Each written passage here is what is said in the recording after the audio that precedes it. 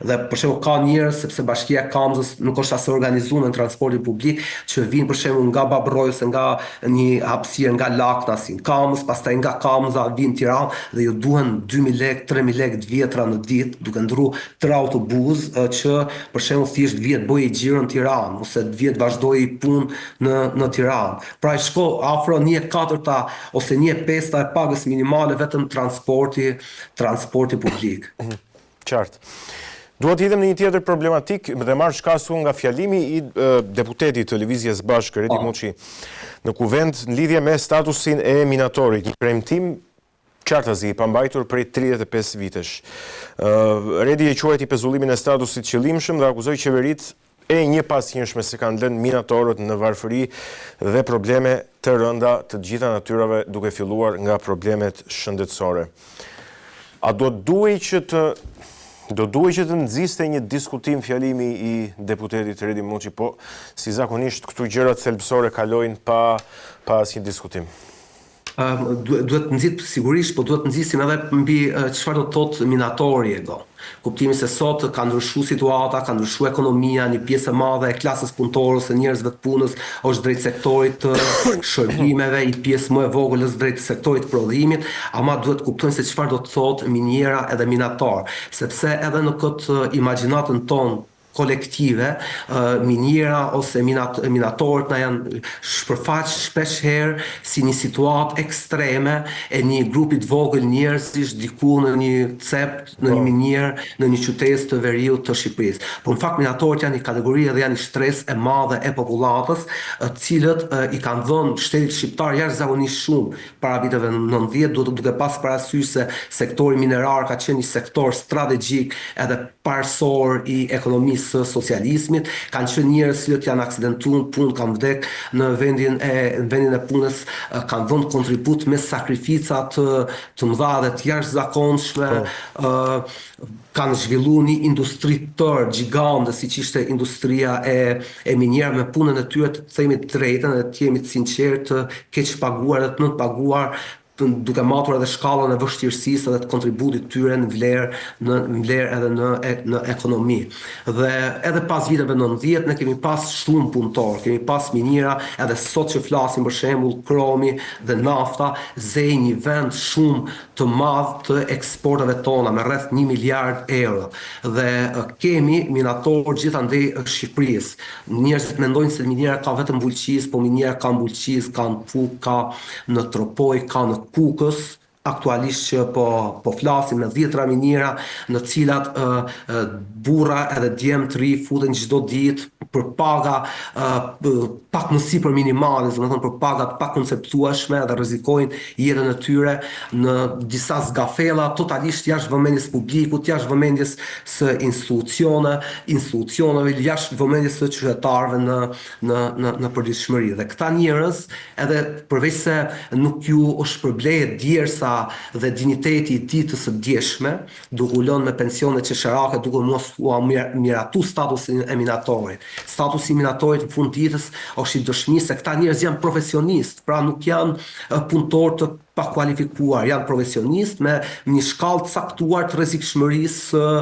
së punës edhe meritojnë që të kenë pensione edhe një vlerësim më të drejtë viteve të tyre dhe të kontributeve të tyre të punës. Por qeveria jo vetëm që nuk e bën, këto nuk e njeh, pra pavarësisht se njeh ushtarakun për shembull, njeh punëtorin e sigurimit të shtetit, domethënë edhe njeh fisor punësh edhe më të lehta si profesione, edhe të cilat i shpërblen qoftë me paga reale, qoftë me pensionet e të ardhmes, me shuma dinjitose, statusin e minatorit nuk e njeh absolutisht fare, madje kemi raste u shohim gjatë gjithë verës, gjatë gjithë vitit, kam vdek me dhjetra dhe janë plagos me dhjetra minatorë në Bulqiz, e rreth e qark vendit, por kemi pas edhe kur ngrihet, që kjo është pjesa më e stërmunduar e klasës punore, 1 milion e gjys shqiptarëve që jetojnë me punën e tyre, domethënë, se si shteti i shtyp ata, se si pronari i cili edhe kur është shqiptar, kur është oligark shqiptar si Samir Mallë, por edhe kur është një anonim nga Turqia, domethënë, i shtyp pa mëshirë. Dhe shohim se si institucionet shtetërore, si inspektorati i punës bëhet palë me pronarin. Domethënë, edhe se si këta njerëz vazhdojnë pushohen masivisht nga puna. Kjo ndodhi në Bulqis para disa vitesh, kjo ndodhi edhe tash në Spaç. Në një vend I cili ironikisht ka një farë kuptimi të thellë për historinë dhe vetdijen tonë popullore si I vend I padrejtësisë, edhe si farë simboli domethënë çfarë sjell autoritarizmi dhe diktaturë. Edhe ne shohim ndërkohë në minierat e Spaçit duke u ripërsërit historia, domethënë, nëse jo me diktaturën e Kërbaçit dhe të Kamzhikut, pavarësisht se aty pam shefa komisariatësh në mënyrë prepotente ordinere duke marrë zvarr nga xhupet dhe duke tërhequr nga qafa minator totalisht paqësor në vendin e tyre të punës, domethënë se si demokracia e vërtet në Shqipëri mund të respektohet si liri boshe e fjalës, por kur vjen puna për të vënë pikpyetje interesat, për të vënë pikpyetje klientelën politike, martesën e shtetit me biznesin, për të ripohuar drejtat e tyre aty shef të shihet, të shfaqet një fytyrë edhe më autoritare dhe represive.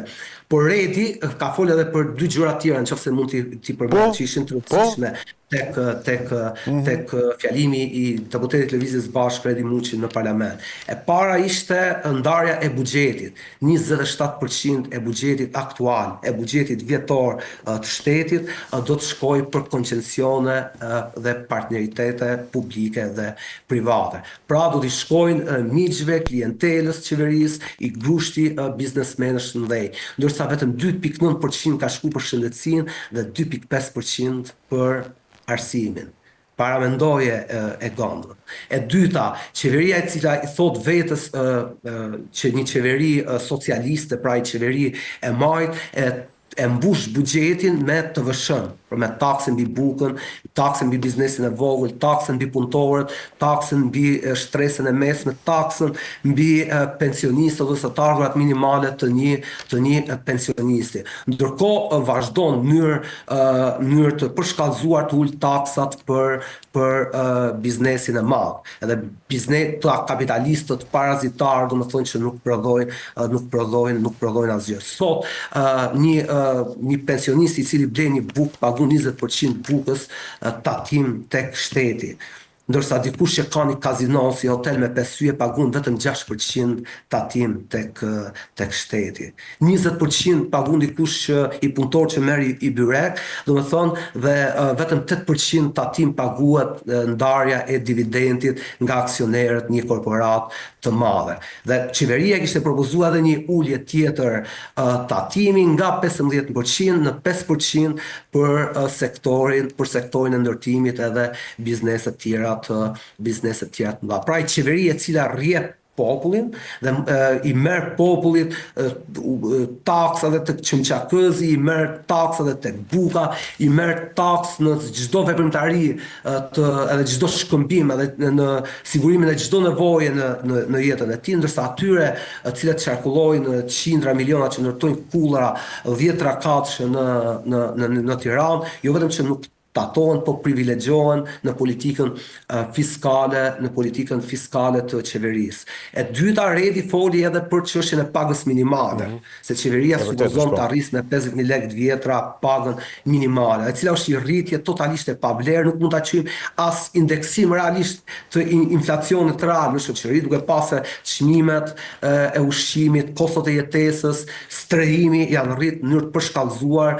nga viti në vit. Dhe ndërkohë një problem shumë I madh cilin qeveria nuk e parashikon as në buxhetin e këtij viti, pavarësisht nëse të kujtohet vitit kaluar në 8 protestat e pensionistëve, Edi Rama ju linte Allahun edhe I kërcënonte biznesmenët që nuk sigurojnë punëtorët e tyre, prap informaliteti do të mbetet 1-2. Pra në çdo 2 punëtor në Shqipëri punojnë edhe jetojnë në të zezë, në ilegalitet, që është I shifër, është I normë skandaloze edhe e padëgjuar një vend, jo vetëm europian, po një vend as të Ballkanit perëndimor ose të botës tretë. Këto ishin disa pikat për cilat foli Redi Muçi edhe për pensionet, edhe për faktin se kompanitë e huaja kanë kap peng resurset shqiptare, qoftë edhe për oligarkët edhe për shumë pika tjera. Por për fat keq sot në Parlamentin e Shqipërisë e në njërën anë kemi i mazhorancë autoritare, ushtarake, që ngre kartonin për çdo lloj çështje që të urdhërohen pa pikë ndërgjegje, pa pikë përvajsimi real politik të qytetarëve. Në anën tjetër kemi edhe një opozitë vjetër e cila nuk artikulon probleme, por shkon drejt ekzibicionit edhe drejt cirkut. Dhe fjalimet tilla si Redi Muçi mund duken sikur nuk e kanë këtë potencën, po është vërtet radikale për me met normale dhe për me qenë zëri i arsyes në një mjedis, në një parlamentarizëm të shfuqizuar në shfaqje cirku. Po ta shohësh, kryeministri s'merr pjesë, ministrat s'marrin pjesë, shefti 70% 80% kohës parlamenti është bosh. Është bosh në një shkollë, nënveçare, një gjimnaz nuk I lejohet I klase për me qenë aq bosh, saq e bojnë këta përvaqësues parlamentar, që të marrin nga 3-4 euro rroga në muaj dhe nuk shkojnë në seancat parlamentare, nuk paraqiten. Edhe fotoja pastaj nëse e shohësh parlamenti bosh domethënë. Po ta shohësh në çdo portal, në çdo media, në çdo pamje edhe sekuencë filmike, po ta shohësh duket parlamenti totalisht bosh. Në fakt unë doja ti shtyja dhe I qik më tej, pra të diskutonim pak më tej për këto problematika që ti nise të thoje duke marrë shkas nga fjalimi I deputetit Lëvizjes Bashk. Raporte mediatike tregojnë të fundit të vitit 2025. Tregojnë se punësimi në Shqipëri pritet të mbetet në vend numëror deri në vitin 2030, ndërsa pagat reale mund të bien për shkak të rritjes së kostove. Papunësia tek të rinjt 15-29 vjet shkon mbi 19% sipas të dhënave të 3 mujorit të fundit, ndërsa 33% e shqiptarëve, 1 në 3 pra, thonë se planifikojnë emigrimin brenda pak viteve të ardhshme. Me që ishte edhe dita e rinisë. Prandaj ta bëra këtë pyetje. Kjo është,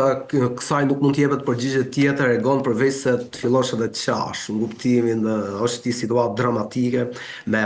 duket sigur është një farë apokalipsi